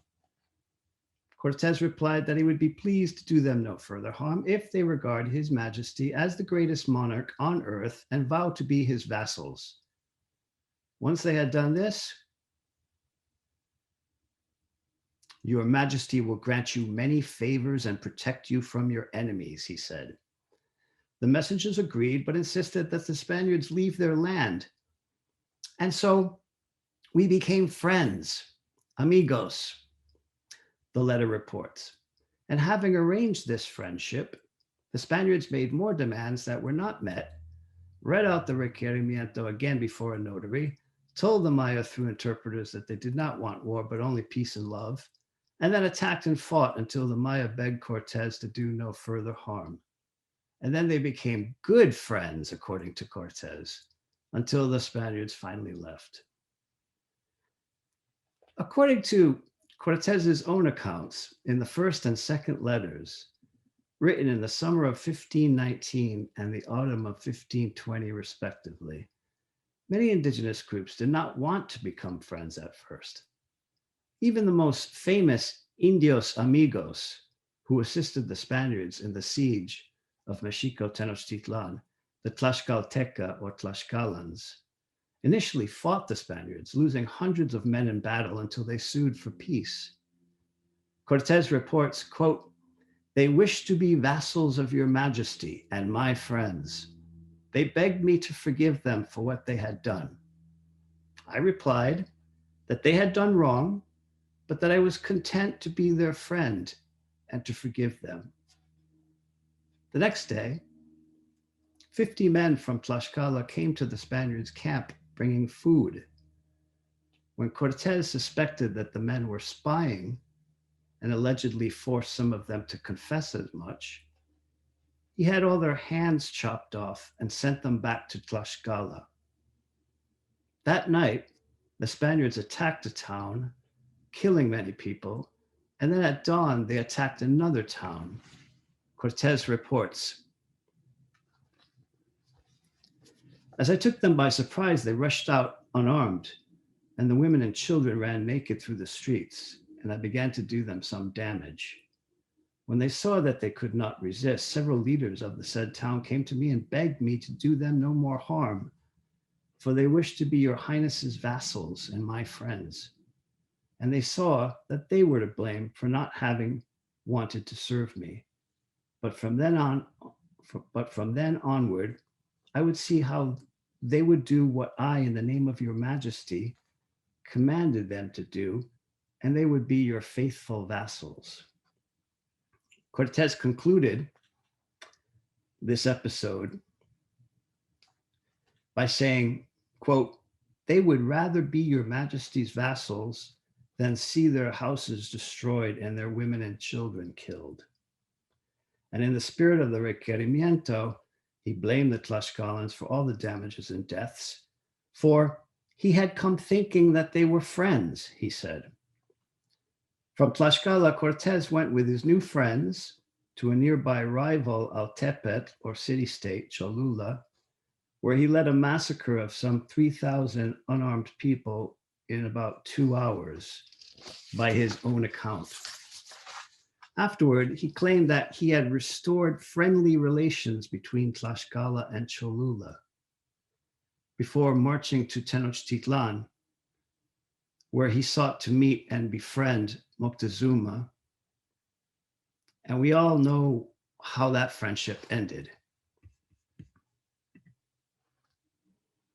There are many more references to friendship in the letters, but let me put aside the text and pose an obvious question. What kind of friendship is this? Cortes seems more like a frenemy than a friend. Is his professed desire to make friends simply another example of the conquistador's disingenuous and deceitful character? Clearly, he wanted to demonstrate that he commanded indigenous peoples by consensus and diplomacy, resorting to war only when necessary, for only a tyrant seizes power by force and deception.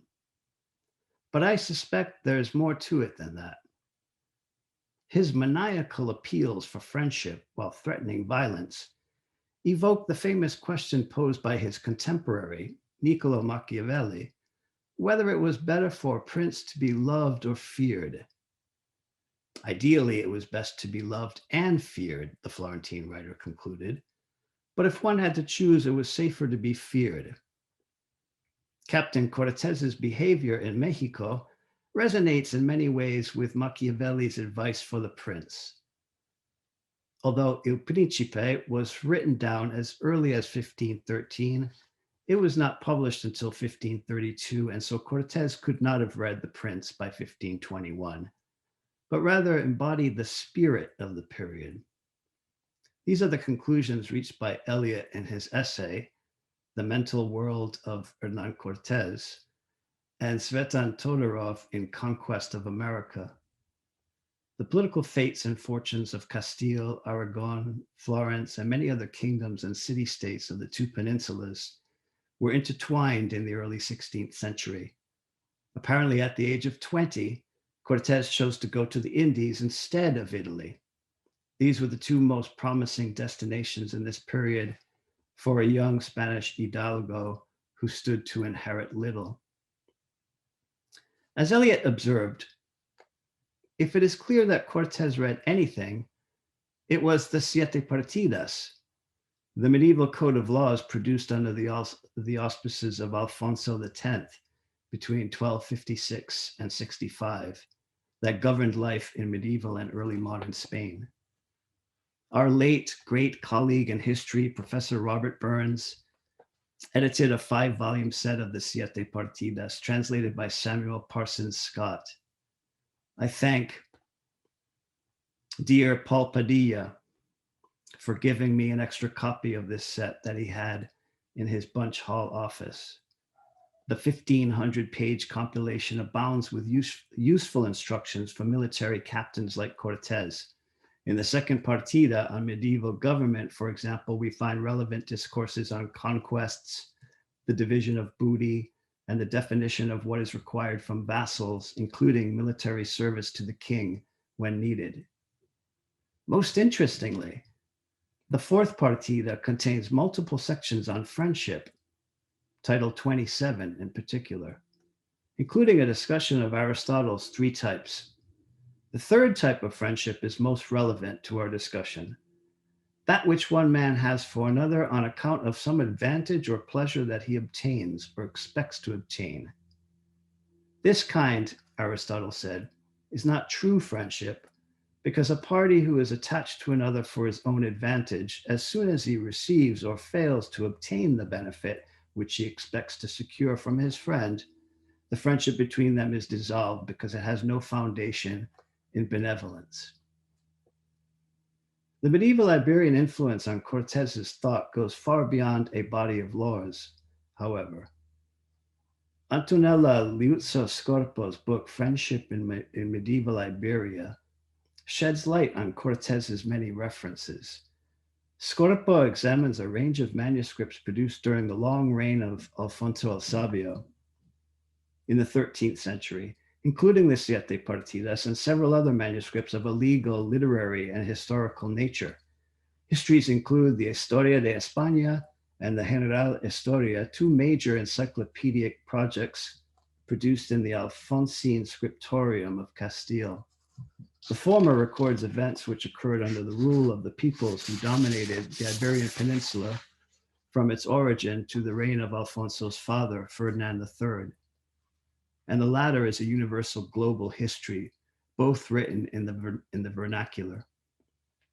In a chapter titled Political Friendship, Scorpo examines historical narratives, especially in the Historia de España, to illustrate the range of pragmatic friendships regulated by Alfonsine law, which developed into military and diplomatic armistices.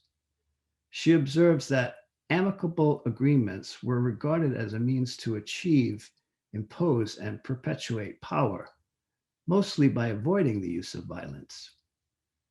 But the Historia refers often to Roman history as a role model for Iberia, emphasizing how Roman conquest alternated between periods of violent raids and episodes of benevolence that the invaders practiced toward the local population. After citing several examples, Scorpo concludes that support provided to the newcomers was perhaps more the result of fear than of natural benevolence felt toward them. In a section titled Unequal Friendship, Scorpo finds that many friendship pacts signed between unequal parties resembled vassalic bonds, and that the subordinate subjects were obliged to intervene in the physical defense and protection of their superiors. I'm not suggesting that Cortez read the Alfonsine Scriptorium and applied lessons learned from those narratives on the ground in Mexico. He may have read some of the texts or heard recitations, I don't know. Rather, I'm arguing that he continued to employ centuries-old medieval customs and practices that were developed especially in relations with Muslims. I say this not to excuse Cortez's treacherous behavior, but to provide a cultural context for it. Many other Spaniards operated in the Indies in the same manner, but few wrote in such detail about their actions as Cortez did. During the so-called Reconquista, most Muslim rulers of Al-Andalus had to swear vassalic oaths and pay tribute to Christian monarchs who would benefit from their military services against other Muslim rulers and sometimes against other Christians. Scorpo observes that these strategic agreements were invariably called friendships, but were in fact pragmatic agreements which accentuated the social disparity of the friends. In the Alfonsine Chronicles, Muslims are either depicted as worthy political allies, especially when they provide military service, or as treacherous enemies. When a Christian referred to a Muslim as an amigo in the Alfonsine corpus, it rarely implied any affective connection. Reciprocity seems irrelevant in these relationships. Castilians do not consider the concerns of the others.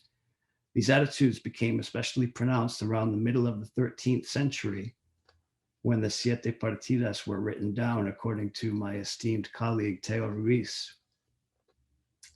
Although many of Scorpo's findings might be applied to medieval Europe in general, the diversity of ethnic and religious groups and the Reconquista experience distinguished Castile from other kingdoms and states. When Spaniards encountered indigenous peoples in the Indies, whom they sometimes called Indios Moros, they proceeded as they had done for centuries, making amigos who would help them conquer territories and treating all those who refused the demanding terms of their friendship as enemigos. As with the requirement, there was little middle ground for those who decided not to become the king's vassals or the friends of the men who delivered His Majesty's message. In the end, Cortes did make many amigos in Mexico. It is clear that the Spaniards could not have defeated the Mexica without indigenous auxiliaries from many communities in central Mexico, from Tlaxcala, Texcoco, Xochimilco, etc. Today, historians tend to refer to them as allies and even Indian conquistadors. But Cortes and other Spaniards of the period invariably called them amigos in their writings.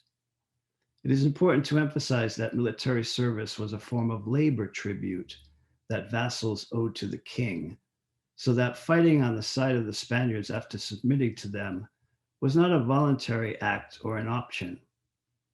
Charles Gibson recognized this fact in his study of Tlaxcala, arguing that military service was a type of servicio personal. As the crown's highest ranking representative in the land, Cortes commanded Indians to join his ranks. He did not ask for volunteers.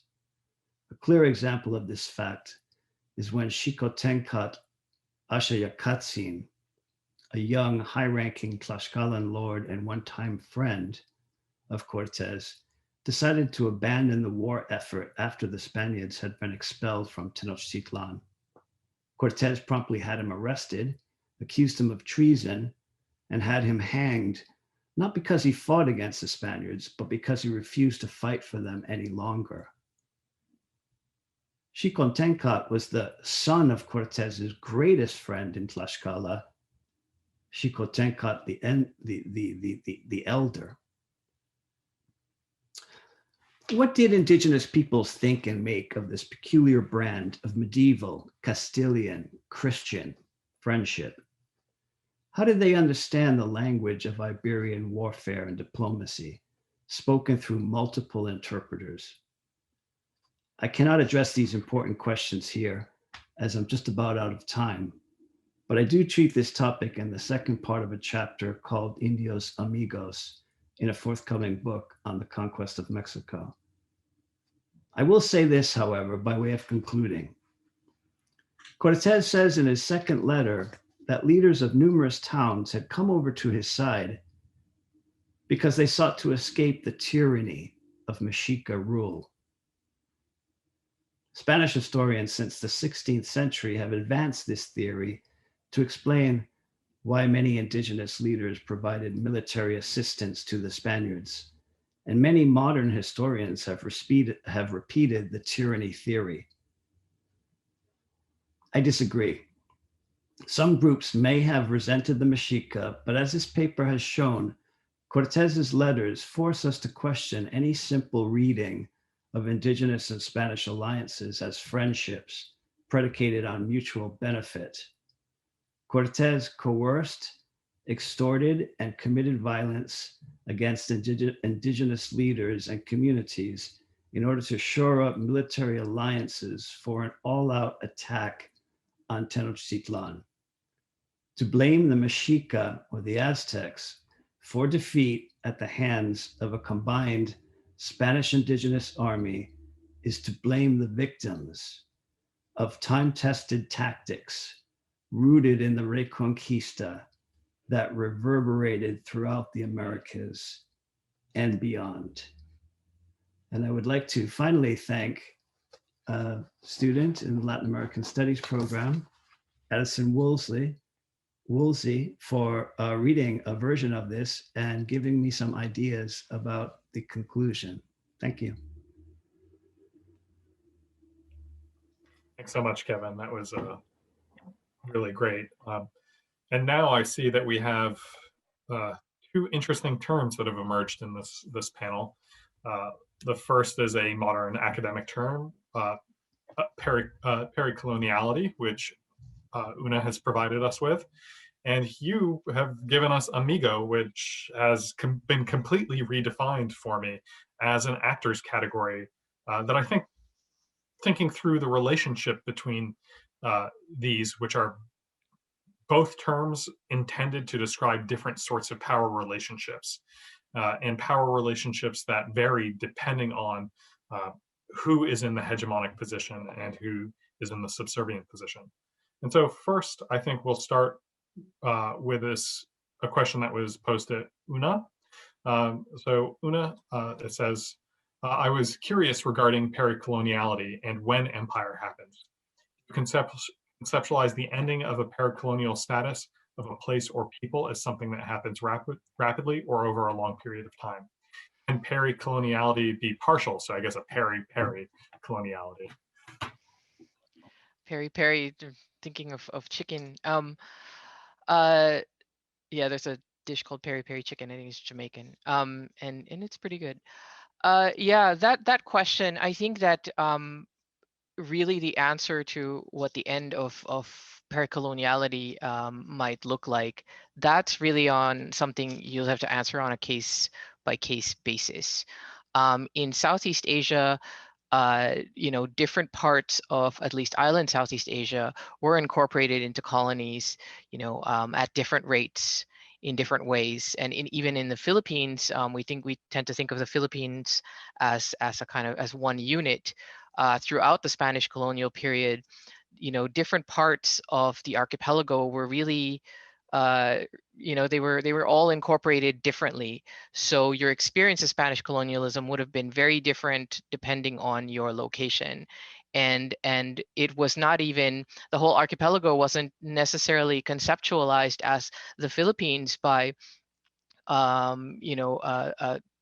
people who were in the Philippines. The Ilustrados, for example, the intellectual elite of native intellectual elite of the Philippines, who emerged later in the latter half of the 1900s. For them, for Jose Rizal and people like him, they thought of Filipinas, or the Philippines, as more of the Visayas, or the central part, Luzon, the northern part where Stephen works, and Guam. They didn't really consider Mindanao to be a real part of the real Philippines. And so, the idea of what is the Philippines and what is the colony, it was so unstable, at least during the Spanish colonial period. It's not until the American period really that I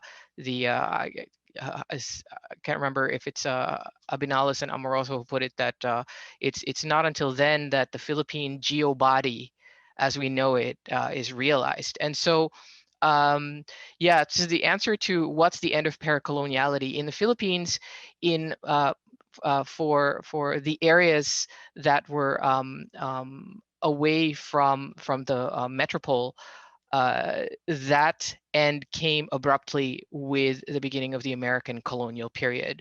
Although if the Spanish had continued in the Philippines, I think it would have eventually sort of escalated and taken place. But other places like Malacca, for example, I mean, technically they got sacked and then taken over by the Portuguese. So you could say that maybe that was an abrupt end.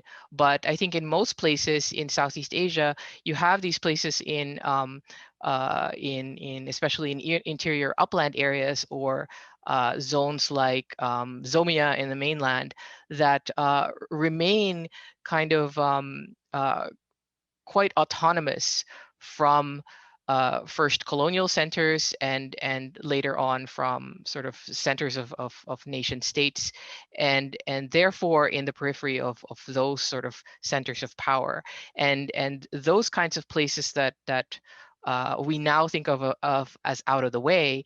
I think that they have. I'm trying to kind of make this really a tentative connection between pericoloniality and the areas, the spaces in Southeast Asia today where we find indigenous minorities, the kinds of people that we think of as indigenous peoples. And I think that there's some kind of relation there, although I haven't really plotted it out as cleanly as I'd like yet. But in that sense, it's very possible maybe that pericoloniality as a state of being might not be over for a lot of places yet. It really just depends. Yeah, it's I know it's not a really clean answer, but I guess the simple answer is that it would be on a case by case basis. For me, that the answer to that also would depend on how you define empire, talking to people who specialize in the history of empire, I found that there's really no sort of checklist of, it's an empire when, and then when these criteria are fulfilled, that's where the whole idea of empires being fluid comes from, because you don't really have a checklist. So when does it become empire? When does being pericolonial, when is that over? It just depends on what criteria you're using, I suppose. Thanks so much for that. Yeah, so Um, much. so, So much for yeah, that. yeah, there's so much for that. Good job there, Una. So we have a question for Kevin, and this is: to what extent, if at all, does the imperial dimension affect the kind of Aristotelian Machiavellian discourse on political friendship? And then I'd also, because I'm very intrigued by this, curious to hear about also if friendship is depersonalized. So in diplomatic writings, are states ever referring to like England is my amigo, or do you see that discourse extending even further beyond this more subject-centered discourse in Cortez's letters? These are really good questions. Let me try to address Stefania's first. A huge question, really. I think that in addition to this Aristotelian Machiavellian discourse, we must add the Christian component, and how that, and how that aspect, when applied to imperialism, with the requerimiento, for example, how the requirement is very much in the spirit of the of an older discourse, but it's a particularly Christian discourse as well, and the Spaniards will apply it wherever they can, as long as they can get away with it, as long as it works. And it works especially well when they have that, military superiority. At the same time, there's so much negotiation that goes on the part of the indigenous, who learn this quickly and try to make the most of it for themselves. And there is, of course, an entire colonial discourse in the 16th century and beyond, indigenous groups having claimed to have assisted the Spaniards, now demanding recognition for that assistance from the crown, in the form of reduced tribute and favors and rewards for services, thereby mimicking a Spanish discourse, because this is what Cortez is doing in his letters. He's, trying to show that he's done it all on behalf of His Majesty for his own rewards. And so I think these indigenous groups learn this very quickly. And this is the part that I really couldn't go into because I really couldn't do it justice, considering the lack of time. But as for the second part, whether this